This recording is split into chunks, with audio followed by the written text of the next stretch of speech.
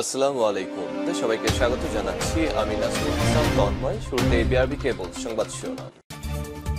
পুরোদমে Iran, Israel, ফিলিস্তিন যুদ্ধ চলছে, আর এই মুহূর্তে আমাদের হাতে এসে পৌঁছেছে যুদ্ধের ভয়ঙ্কর কিছু গুরুত্বপূর্ণ আপডেট সংবাদ। শুরুতেই জানাবো, মার্কিন গোয়েন্দা সংস্থা সিআইএর টার্গেট পূরণ না হওয়া পর্যন্ত আমাদের পশ্চিম এশিয়ায় শান্তি প্রতিষ্ঠিত হবে না, বললেন জেফ্রি সাস্ক। পাস টুডে জানিয়েছে, তুরস্কে অনুষ্ঠিত অ্যান্টালিয়া কূটনৈতিক ফোরামে জাতিসংঘের মহাসচিবের একজন উপদেষ্টা পশ্চিম এশিয়ার যুদ্ধের জন্য মার্কিন যুক্তরাষ্ট্রকে দায়ী করেছেন এবং তিনি বলেছেন, এই দেশসমূহের যুদ্ধের জন্য সরাসরি মার্কিন যুক্তরাষ্ট্র, ইসরায়েল জড়িত। তাদের তত্ত্বাবধানে মুসলিম দেশগুলোতে যুদ্ধ হচ্ছে। এরপর জানাবো, গাজায় নতুন করে ইহুদিবাদী বর্বরতা, ৩৭ জন শহীদ, ৩৬টি হাসপাতাল ধ্বংস।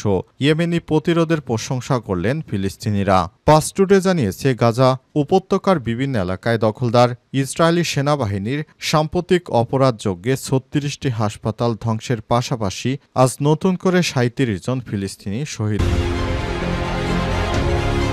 হয়েছেন।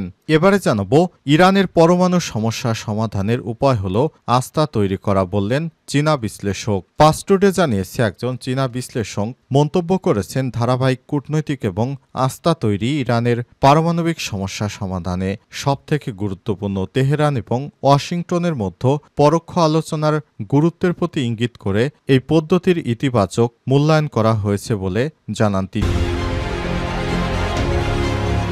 এদিকে যে চার সত্যে সব জিম্মি মুক্তির আশ্বাস দিয়েছে গাজা শাসক গোষ্ঠী। অবরুদ্ধ গাজা ভূখণ্ডে যুদ্ধে বন্দের নিশ্চয়তা এবং ইসরায়েলে থাকা ফিলিস্তিনি বন্দীদের মুক্তি দেওয়া সহ চার সত্য পূরণ হলেই হামাস সব ইসরায়েলি জিম্মিকে মুক্তি দিতে প্রস্তুত বলে জানিয়েছে ফিলিস্তিনের স্বাধীনতাকামী সংগঠন হামাসের জ্যেষ্ঠ নেতা। আজ এক প্রতিবেদনে খবর জানিয়েছে সংবাদ মাধ্যম টাইমস অফ ইসরায়েল। ইসরায়েলি বোমাবর্ষণে বিধ্বস্ত গাজায় যুদ্ধবিরতিতে মধ্যস্থতাকারী হিসেবে কাজ করা মিশর এবং কাতারের সঙ্গে কায়রোতে আলোচনা চলাকালে এমনটি জানিয়েছে হামাসের নেতা। এবং সর্বশেষ জানাবো, বিএনপি কর্মীকে পিটিয়ে মারল ছাত্রলীগ নেতা। কক্সবাজারে মহেশখালীতে রাজনীতি সংক্রান্ত কথা কাটাকাটির জেরে রশিদ আহমেদ ৫৭ নামে এক বিএনপির কর্মীকে পিটিয়ে হত্যা করেছে নিষিদ্ধ ছাত্রলীগের নেতারা। আজ বেলা ১১টায় কালারমারছড়া ইউনিয়নের উত্তর নলবিলা এলাকায় এই ঘটনা ঘটে। নিহত রশিদ আহমেদ কালারমারছড়া ইউনিয়ন বিএনপির সদস্য এবং ১ নং ওয়ার্ড বিএনপির সহসভাপতি। তিনি মূলত মৃত লাল মিয়ার পুত্র। অভিযুক্ত অমিত ইকবাল কালারমারছড়া ইউনিয়ন ছাত্রলীগের সিনিয়র যুগ্ম আহ্বায়ক। প্রিয় দর্শক, এতক্ষণ শুনছিলেন সংবাদ শিরোনাম, এবারে বিস্তারিত।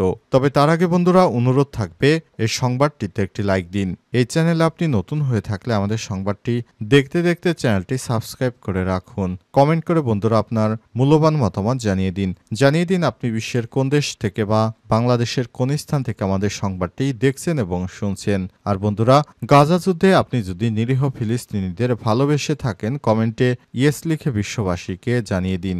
আর আপনি যদি এই চ্যানেলে নতুন হয়ে থাকেন, আমাদের সংবাদটি দেখতে দেখতে এই চ্যানেলটি সাবস্ক্রাইব করে রাখুন, যাতে করে আমাদের পরবর্তী আপডেট সংবাদগুলো সবার আগে আপনার কাছে পৌঁছে যায়। সংবাদটি আপনার বন্ধুদের মাঝে সোশ্যাল মিডিয়ায় শেয়ার করে দিন। এবারে বিস্তারিত। সিআইএর টার্গেট পূরণ না হওয়া পর্যন্ত পশ্চিম এশিয়ায় শান্তি প্রতিষ্ঠিত হবে না, জেফ্রি সাস্ক। পাস টুডে জানিয়েছে, তুরস্কে অনুষ্ঠিত অ্যান্টালিয়া কূটনৈতিক ফোরাম জাতিসংঘের মহাসচিবের একজন উপদেষ্টা পশ্চিম এশিয়ার যুদ্ধের জন্য মার্কিন যুক্তরাষ্ট্রকে দায়ী করেছেন। তৎকালীন মার্কিন প্রেসিডেন্টের নির্দেশে সিরিয়ায় যুদ্ধ শুরু হয়েছিল। অর্থনীতিবিদ, রাজনীতিবিদ, বিশ্লেষক এবং কলম্বিয়া বিশ্ববিদ্যালয়ের অধ্যাপক জেফ্রি সাস্ক আজ চতুর্থ অ্যান্টালিয়া কূটনৈতিক ফোরামে মার্কিন যুক্তরাষ্ট্রের সমালোচনা করে বলেন, আমেরিকার যুদ্ধকামী মনোভাব এই অঞ্চলে শান্তি অর্জনে বাধা সৃষ্টি করেছে এবং ১০০ বছরের বেশি সময় আগেই ভার্সাই চুক্তির পর থেকে এই অঞ্চলে পশ্চিমা শক্তির হস্তক্ষেপের শিকার হয়ে আসছে। সাস্ক পশ্চিম এশীয় অঞ্চলের যুদ্ধের পেছনে আমেরিকাকে চালিকা শক্তি বলে মনে করেন। তিনি আরও বলেন, যতক্ষণ না পর্যন্ত এই অঞ্চলে প্রকৃত কূটনীতি পরিচালিত হয় এবং আমেরিকার গোয়েন্দা সংস্থার কার্যক্রম শেষ না হয় ততক্ষণ পর্যন্ত এই অঞ্চলে শান্তি প্রতিষ্ঠিত হবে না। শাকস আরও বলেছেন, মার্কিন সরকার এবং মিত্র ইসরায়েল এই অঞ্চলে অনেক সংকট এবং যুদ্ধের জন্য দায়ী, তাদের কর্মকাণ্ড ইচ্ছাকৃত। তিনি আরও বলেন, আমেরিকা যদি ফিলিস্তিনকে স্বীকৃতি দেয় তাহলে সম্ভবত এই অঞ্চলে চলমান যুদ্ধ শেষ হয়ে যাবে। এমন এক সময় শাকস এই সমালোচনা করলেন যখন গাজার বিরুদ্ধে 1 বছর ধরে চলা যুদ্ধের সময় ইসরায়েলি সরকার 50,000-এর বেশি মানুষকে হত্যা করেছে, যাদের অর্ধেকই নারী এবং শিশু। শাকস আরও বলেছেন, গাজার বিরুদ্ধে ইসরায়েলি আগ্রাসনে গোয়েন্দা, সামরিক এবং নৌ সহায়তা প্রদান করেছে মার্কিন যুক্তরাষ্ট্র। যা গাজায় ঘটেছে তার সবই ওয়াশিংটনের পূর্ণ সহযোগিতার কারণে। যুক্তরাষ্ট্রের কারণে এই যুদ্ধ হয়ে আসছে। এর পেছনে সবথেকে বড় ভূমিকা রয়েছে মার্কিন যুক্তরাষ্ট্রের। তারা মুসলিমদের কাছ থেকে তেল সম্পদ সহ যতক্ষণ না পর্যন্ত তাদের স্বার্থ হাসিল করতে পারবে, গোয়েন্দা সংস্থা যতক্ষণ পর্যন্ত এই দেশে নিয়ন্ত্রণ করতে না পারবে, ততদিন পর্যন্ত এদেশে যুদ্ধ বন্ধ হতে দেবে না যুক্তরাষ্ট্র, ইসরায়েল সহ পশ্চিমারা। ইয়েমেনি প্রতিরোধের প্রশংসা করল ফিলিস্তিনিরা। গাজায় নতুন করে ইহুদিবাদী বর্বরতা, 37 জন শহীদ, 36টি হাসপাতাল ধ্বংস। পাসটুডে জানিয়েছে, গাজা উপত্যকার বিভিন্ন এলাকায় ইসরায়েলি সেনাবাহিনীর সম্পত্তি অপরাধযোগ্যে 36টি হাসপাতাল ধ্বংসের পাশাপাশি 37 জন ফিলিস্তিনি শহীদ হয়েছেন।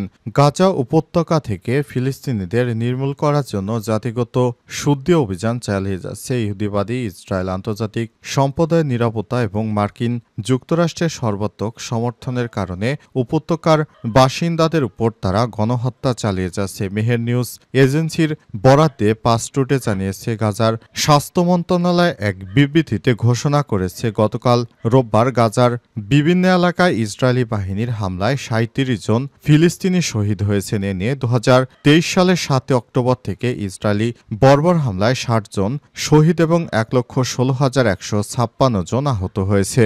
36টি হাসপাতাল ধ্বংস। গাজা উপত্যকা সরকারি তথ্য অফিস ঘোষণা করেছে, ইসরায়েলিরা এ পর্যন্ত বোমা হামলা চালিয়ে 36টি হাসপাতাল ধ্বংস করেছে। রোববার সকালে ইসরায়েলি যুদ্ধবিমান আল আহলি আল আরাবি হাসপাতালে আল মোয়ামেনানি আক্রমণ করার পর এর জরুরি বিভাগে 2টি ক্ষেপণাস্ত্র নিক্ষেপ করার পরে এই পরিসংখ্যান প্রকাশ করা হয়। এই হামলায় হাসপাতালের ভর্তিকক্ষ, পরীক্ষা এবং ফার্মেসির উল্লেখযোগ্য ক্ষতি হয়েছে। ডক্টরস বর্ডার্স এর প্রতিনিধি ইনাস আবু খালপো ইহুদিবাদী বর্বরতার কারণে গাজার শোচনীয় মানবিক পরিস্থিতির সমালোচনা করে বলেছেন, এই যুদ্ধে গাজার জীবনের সকল দিকের বিরুদ্ধে সর্বাত্মক যুদ্ধ। এই যুদ্ধে ফিলিস্তিনিরা বেসামরিক নাগরিকদের নির্বিচারে হত্যা করা হচ্ছে। ইরানে পরমাণু সমস্যা সমাধানের উপায় হলো আস্থা তৈরি করা, বললেন চীনা বিশ্লেষক। পাসটুডে একজন চীনা বিশ্লেষক বলেছেন, ধারাবাহিক কূটনীতি এবং অবস্থা তৈরি ইরানের পারমাণবিক সমস্যার সমাধান। তেহরান এবং ওয়াশিংটনের মধ্যে পরোক্ষ আলোচনার গুরুত্বের প্রতি ইঙ্গিত করে এই পদ্ধতি ইতিবাচক মূল্যায়ন করেছেন তিনি। পাসটুডে আরও জানিয়েছে, এশিয়ান নর্থ ওয়েস্ট ইউনিভার্সিটির মধ্যপ্রাচ্য বিষয়ক বিশেষজ্ঞ অনজিন বলেছেন, ইসলামী প্রজাতন্ত্র ইরান এবং মার্কিন যুক্তরাষ্ট্রের মধ্যে অনুষ্ঠিত পরোক্ষ বৈঠক অত্যন্ত ইতিবাচক লক্ষণ, কারণ এই বৈঠকের মধ্য দিয়ে প্রমাণ হয় তেহরান এবং ওয়াশিংটন অভিন্ন স্বার্থে এক ধরনের প্রাথমিক ঐক্যমতে পৌঁছেছে। এ বিষয়টি ইরানের পারমাণবিক সমস্যা সমাধানের ব্যাপারে বর্তমান অচলাবস্থা নিরসনে আশা জগায়। তেহরান এবং ওয়াশিংটনের মধ্যে পারস্পরিক রাজনৈতিক আস্থার অভাবসহ অনেক প্রতিবন্ধকতার কথা উল্লেখ করে তিনি আরও বলেছেন, বিদ্যমান যোগাযোগের মাধ্যমগুলো এখন খুবই সীমিত। বর্তমানে আলোচনা কেবল তৃতীয় পক্ষের মধ্যস্থতার মাধ্যমেই হচ্ছে, তবে মনে হয় স্বল্প মেয়াদে মাত্র 1 বা 2 দফা আলোচনার মাধ্যমে উল্লেখযোগ্য অগ্রগতি অর্জনের সম্ভাবনা খুব একটা বাস্তবসম্মত নয়। আন্তর্জাতিক পরমাণু শক্তি সংস্থার মহাপরিচালক রাফায়েল গ্রোসির সাথে বৈঠকে চীনের পররাষ্ট্রমন্ত্রী এবং ইয়াংওয়েন আশা প্রকাশ করে বলেছেন যে সংস্থাটি ইরানের বিষয়গুলো নিরপেক্ষ, বস্তুনিষ্ঠ, ন্যায্য এবং পেশাদারিত্ব মনোভাব নিয়ে পর্যবেক্ষণ করবে, সেই সঙ্গে পরমাণু শক্তির শান্তিপূর্ণ ব্যবহারকেও সমর্থন করবে। এর আগে চীনা পররাষ্ট্র মন্ত্রণালয়ের মুখপাত্র লিন জিয়ান মিডিয়াকে দেওয়া এক সাক্ষাৎকারে বলেছিলেন, বেইজিং দৃঢ়ভাবে বিশ্বাস করে যে রাজনৈতিক ও কূটনৈতিক উপায়ে ইরানের পারমাণবিক সমস্যা সমাধান করাই একমাত্র সঠিক পন্থা। যে সত্ত্বে সব জিম্মিদের মুক্তির আশ্বাস দিয়েছে গাজা শাসক গোষ্ঠী। অবরুদ্ধ গাজা ভূখণ্ডে যুদ্ধবন্ধের নিশ্চয়তা এবং ইসরায়েলে থাকা ফিলিস্তিনি বন্দীদের মুক্তি দেওয়া সহ 4 শর্ত পূরণ হলেই হামাস ইসরায়েলি জিম্মিদের মুক্তি দিতে প্রস্তুত বলে জানিয়েছে ফিলিস্তিনের স্বাধীনতাকামী গোষ্ঠী হামাস। সোমবার 14 এপ্রিল এক প্রতিবেদনে খবর জানিয়েছে সংবাদ মাধ্যম টাইমস অফ ইসরায়েল। ইসরায়েলি বোমাবর্ষণে বিধ্বস্ত গাজায় যুদ্ধবিরতিতে মধ্যস্থতাকারী হিসেবে কাজ করা মিশর এবং কাতারের সঙ্গে কায়রোতে আলোচনা চলাকালে এমনটি জানিয়েছে হামাস। তাহের নামে হামাসের এক জ্যেষ্ঠ কর্মকর্তা আন্তর্জাতিক সংবাদ মাধ্যমকে জানিয়েছেন, বন্দী বিনিময় চুক্তির যুদ্ধের পরিসমাপ্তি, গাজা উপত্যকা থেকে ইসরায়েলি বাহিনী প্রত্যাহার এবং মানবিক সহায়তা প্রবেশের অনুমতির বিনিময়ে আমরা সব ইসরায়েলি জিম্মিকে মুক্তি দিতে প্রস্তুত। তবে ইসরায়েল যুদ্ধবিরতি